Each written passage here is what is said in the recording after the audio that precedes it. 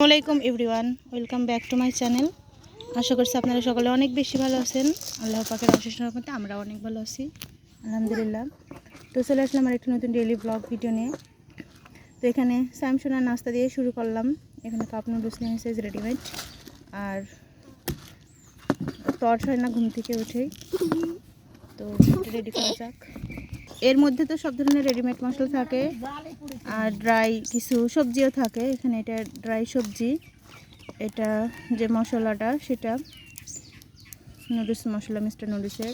আর এটা হচ্ছে sauce, hot tomato যে সসটা, সেই সসটা এই যে নুডলস। এতে ফুটন্ত গরম পানি দিলে এই 3 মিনিট নাড়াচাড়া করলে রেডি হয়ে যাবে। আর যে স্পুনগুলা, এখানে যে সুন্দর একটা স্পুন আছে। তো প্রথমে আমি এখানে ড্রাই সবজিগুলো দিয়ে দিলাম নুডলসের মধ্যে।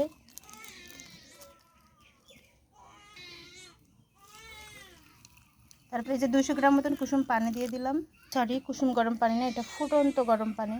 এরপর মশলা সস পর্যায়ক্রমে দিয়ে দেবো। মশলাটা এখন দেব, আর সসটা খাওয়ানোর সময় দেব। এটা 3 মিনিট ধরে নাড়াচাড়া করতে হবে।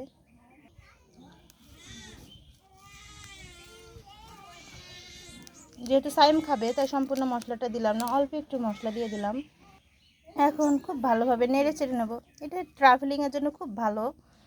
দেখা যাচ্ছে অনেক সময় একটা চায়ের দোকান থেকে কিছু গরম পানি নিয়ে 200 গ্রাম মতন পানি নিয়ে এটা রেডি করা যায়।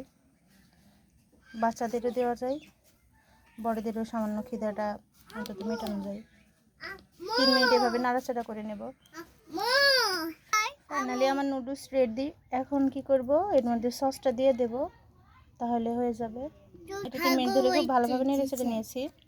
এখন এই সসটা কিন্তু ওর সাথেই ছিল, হট টমেটো যে সসটা, সেই সসটা এখন স্যামসুন আমাকে খাইয়ে দেবো। এটা ছোটো বড়ো সবারই খেতে পারে, এটা বিশেষত বড়দের জন্যই।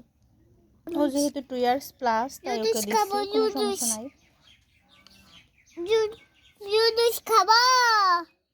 যে তারা সহ্য হচ্ছে না, সে খাবে। নুডলস খাবো,